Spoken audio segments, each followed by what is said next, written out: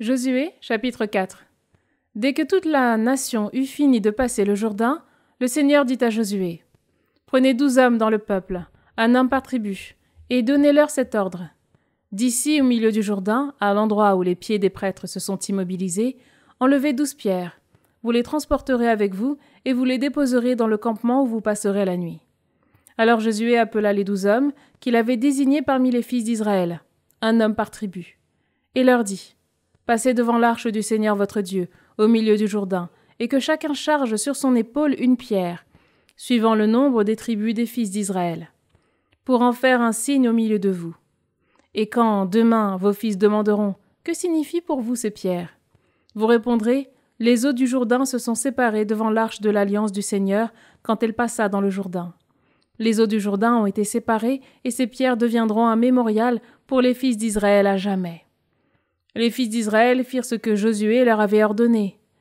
Ils enlevèrent 12 pierres du milieu du Jourdain, selon le nombre des tribus des fils d'Israël, comme le Seigneur l'avait dit à Josué. Ils les transportèrent avec eux et les déposèrent au campement. Josué fit dresser 12 pierres au milieu du Jourdain, à l'endroit même où les prêtres qui portaient l'arche d'alliance avaient posé les pieds, et elles y sont restées jusqu'à ce jour. Les prêtres qui portaient l'arche d'alliance restèrent debout au milieu du Jourdain jusqu'au plein accomplissement de tout ce que le Seigneur avait commandé à Josué de dire au peuple, selon tout ce que Moïse avait commandé à Josué, et le peuple se dépêcha de passer. Et quand tout le peuple eut fini de passer, l'arche du Seigneur passa avec les prêtres et reprit sa place en tête du peuple. Les fils de Ruben, les fils de Gad et la demi-tribu de Manassé ouvrirent la marche devant les fils d'Israël en ordre de bataille, selon ce que leur avait dit Moïse. Environ 40 000 hommes, équipés pour la guerre, passèrent devant le Seigneur, prêts au combat, vers les steppes de Jéricho. En ce jour-là, le Seigneur grandit Josué aux yeux de tout Israël, et on le craignit comme on avait craint Moïse, tous les jours de sa vie. Le Seigneur dit à Josué: Ordonne aux prêtres qui portent l'arche du témoignage de remonter du Jourdain. Et Josué ordonna aux prêtres: Remontez du Jourdain.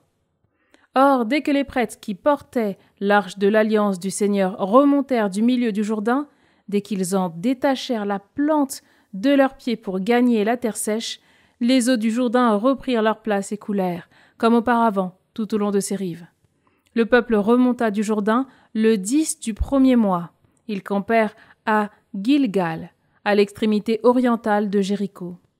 Quant aux 12 pierres qu'ils avaient enlevées du Jourdain, Josué les dressa à Gilgal.